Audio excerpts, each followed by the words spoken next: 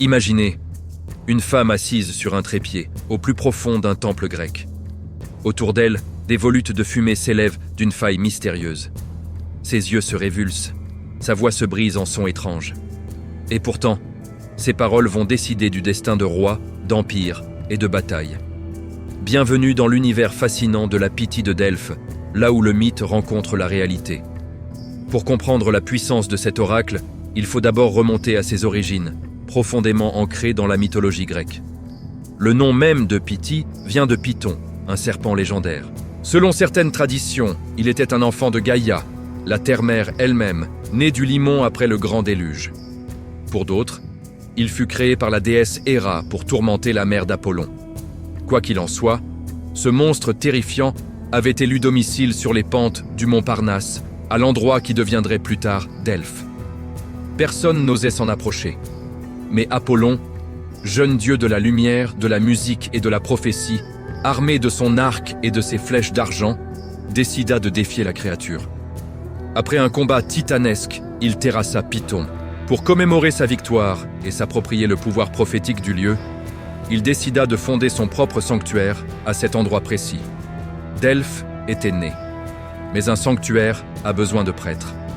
La légende raconte qu'Apollon se transforma en dauphin, en grec Delphis, pour guider un navire de marins crétois jusqu'à la côte. Il les mena ensuite jusqu'à son nouveau temple et fit d'eux les premiers gardiens de son oracle. C'est ainsi que Delphes, nommé d'après le dauphin, devint le centre du monde, l'ombilique, le point de contact privilégié entre les mortels et les dieux. Un lieu sacré par essence, choisi et consacré par Apollon lui-même. Mais au-delà de ce récit épique, existe-t-il une explication plus terre-à-terre? Une origine plus rationnelle?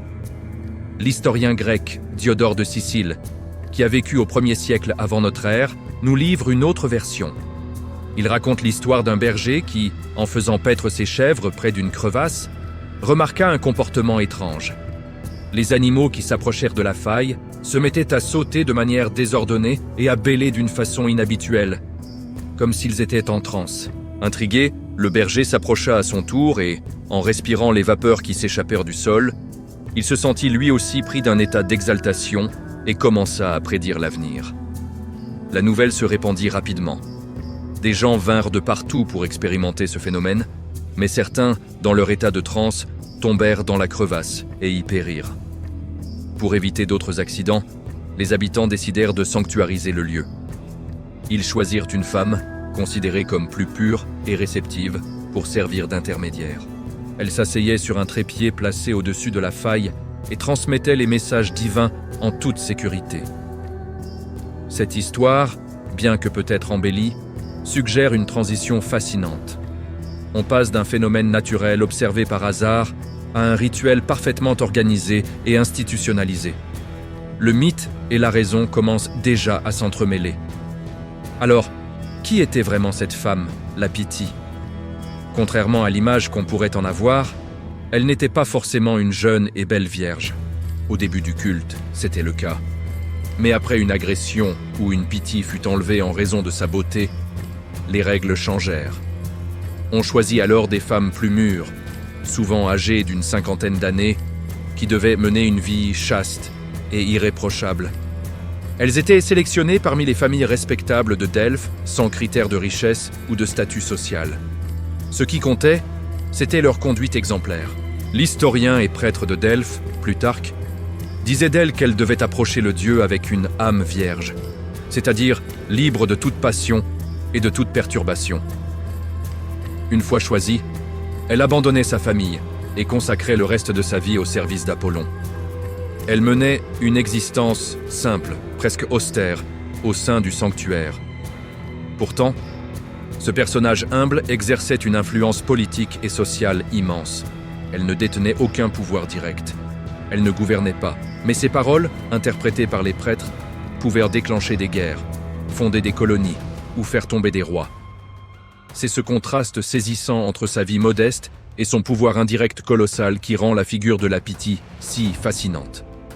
Le processus divinatoire était un rituel complexe et solennel. Avant chaque consultation, la Pythie devait se purifier. Elle se baignait dans les eaux glacées de la fontaine de Castalie, puis buvait à une autre source sacrée, la Cassotis. Ensuite, elle entrait dans l'Aditon, la chambre la plus secrète du temple, interdite à tous sauf aux prêtres. C'est là que se trouvait le fameux trépied, au-dessus de la faille d'où s'échappaient les vapeurs divines. Tenant un rameau de laurier, l'arbre d'Apollon, elle entrait en transe, un état que les Grecs appelaient enthousiasme, ce qui signifie littéralement « avoir le Dieu en soi ». Les récits décrivent des scènes troublantes. Son corps était secoué de spasmes, elle poussait des cris, des grognements, et prononçait des paroles souvent incohérentes. C'est là que les prêtres entraient en jeu. Ils étaient les seuls à pouvoir écouter et traduire ces sons en prophéties claires, généralement formulées en vers. Le consultant, lui, attendait à l'extérieur. Il ne voyait jamais la Pythie. Tout ce qu'il entendait, c'était cette voix étrange et surnaturelle, filtrée par les murs du temple. Pour avoir le droit de poser sa question, il fallait d'ailleurs montrer patte blanche, ou plutôt, faire trembler une chèvre. On aspergeait l'animal d'eau froide, et s'il se mettait à frissonner, c'était le signe que le dieu acceptait la consultation. Un sacrifice suivait, et enfin, la question pouvait être posée. L'influence de ces oracles a marqué l'histoire. L'un des plus célèbres fut celui donné aux Athéniens en 480 avant notre ère, alors que l'immense armée perse de Xerxès s'apprêtait à déferler sur la Grèce. Paniqués, ils consultèrent la Pythie qui leur livra une première réponse terrifiante, annonçant la destruction totale. Désespérés, ils demandèrent un second oracle. La réponse fut énigmatique. Un mur de bois sera votre seul salut. Certains pensèrent qu'il fallait se barricader sur l'acropole. Mais le stratège Thémistocle eut une autre interprétation. Pour lui, le mur de bois désignait les navires de la flotte athénienne. Il convainquit ses concitoyens d'évacuer la ville et de miser tout sur la bataille navale. Ce fut la victoire éclatante de Salamine qui sauva la Grèce. Un autre oracle fameux est celui de Crésus, le richissime roi de Lydie. Voulant attaquer l'empire perse de Cyrus, il demanda à la Pythie s'il devait le faire. La réponse fut « Si tu traverses le fleuve Alice, tu détruiras un grand empire ». Confiant, Crésus lança son offensive et fut écrasé. L'oracle avait raison. Il avait bien détruit un grand empire, le sien. Ces exemples montrent le génie des oracles de Delphes, leur ambiguïté.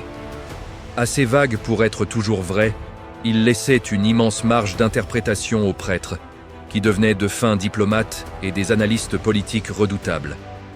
Delphes n'était pas seulement un centre religieux, mais un véritable pôle stratégique du monde antique.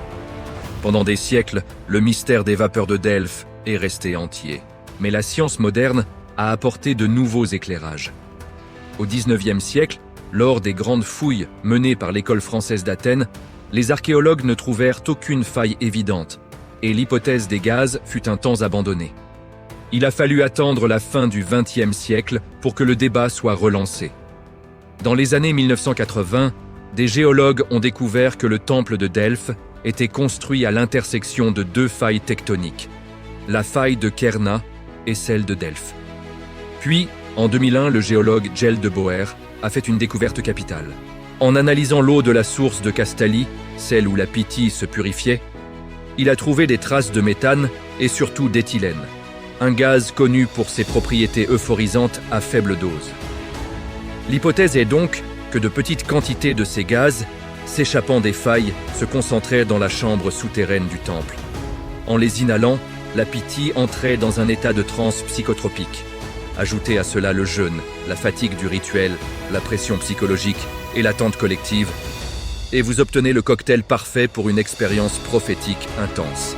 La science ne démystifie pas la Pythie, elle nous offre une explication fascinante de son état. Le culte de Delphes a régné sur le monde grec pendant près de 1000 ans, mais tout a une fin. L'avènement du christianisme a sonné le glas des anciennes croyances. Les oracles païens étaient de plus en plus vus comme des superstitions, voire des manifestations démoniaques. Jean Chrysostome, un des pères de l'Église, décrivait la Pythie comme une femme possédée par un esprit malin. Le coup de grâce fut porté en 392 de notre ère, lorsque l'empereur romain Théodose, fervent chrétien, interdit officiellement tous les cultes païens dans l'Empire. Le temple d'Apollon fut fermé, puis pillé et démantelé. Le silence se fit sur Delphes. Aujourd'hui, les ruines majestueuses du sanctuaire, classé au patrimoine mondial de l'UNESCO, nous rappelle la grandeur passée de ce lieu unique. En se promenant au milieu des colonnes brisées du temple d'Apollon, on peut encore ressentir l'aura mystique de ce qui fut, pendant des siècles, le cœur spirituel du monde antique. Alors, la Pythie de Delphes, qui était-elle vraiment? Une prophétesse inspirée par un dieu? Une femme sensible plongée dans une transe chimique par les gaz de la Terre? Ou une actrice au cœur d'une vaste entreprise politique menée par des prêtres calculateurs? La réponse est probablement un mélange de tout cela. Elle est cette figure incroyable, à la frontière du mythe et de la science, de la foi et de la géologie. Quelle que soit la vérité, son héritage est immense. Son influence a façonné l'histoire du monde grec et romain, et son aura continue de nous fasciner, 2 millénaires plus tard. Elle incarne l'un des plus grands et des plus beaux mystères de l'Antiquité. Si vous avez aimé ce voyage au cœur des mystères antiques, abonnez-vous dès maintenant à la chaîne. Activez la cloche pour ne rien manquer de nos prochaines explorations, là où le passé et l'inexplicable se rencontrent. Merci de nous avoir suivis et à très bientôt pour une nouvelle aventure.